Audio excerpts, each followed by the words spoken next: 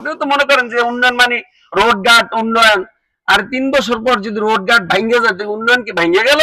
৫৫,০০০ voter Kayetpara ইউনিয়নে, আর আমাদের এখানে প্রায় ২৪,০০০ উপরে। সেই ক্ষেত্রে যদি কোনো বাজেট আসে, অর্ধেকের মতো বাজেট আসবে আমাদের চনপাড়ায়, আলহামদুলিল্লাহ বলি সবাই। বিশাল বিষয়।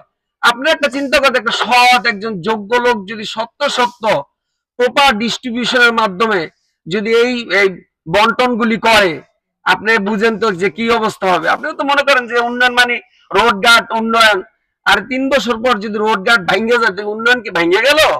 না, উন্নয়নের অনেকগুলি খাত আছে, আপনারা জানেনই না। এজন্য এই মানুষগুলি আপনাদের কাছে আসছেন এজন্য, নেতা হওয়ার জন্য নয়। একেবারে মুখস্থ করে নেন একটা বিষয়, এই বাইরে আসছেন গুরুত্বপূর্ণ লোকেরা নেতা হওয়ার জন্য নয়, তবে দায়িত্ব নেওয়ার জন্য। নেতা হওয়ার জন্য নয়, দায়িত্ব নেওয়ার জন্য। কারণ দায়িত্ব নিতে পারলে, যদি এই দায়িত্ব আপনারা আমাদেরকে দেন, তাইলে আমরা বিশাল একটা উপকার করতে পারবো জাতির জন্য ইনশাআল্লাহ। সম্মানিত উপস্থিতি, এজন্য আপনাদেরকেও পরিবর্তন, আলহামদুলিল্লাহ চনপাড়ার লোক অনেক পরিবর্তন হয়েছে। চনপাড়ার লোক বিগত নির্বাচনে বুঝাই দিছে যে তালবাহানার রাজনীতি আগামীতে চলবে না।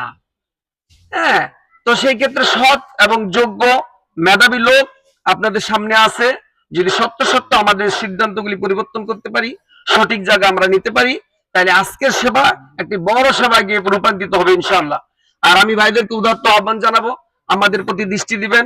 আমাদের সহজ সরল মানুষ যারা আছেন এখানে, এদের প্রতি যদি আপনারা যত্ন নেন, দৃষ্টি দেন, তাহলে আল্লাহ আপনাদের উপর রহম বর্ষণ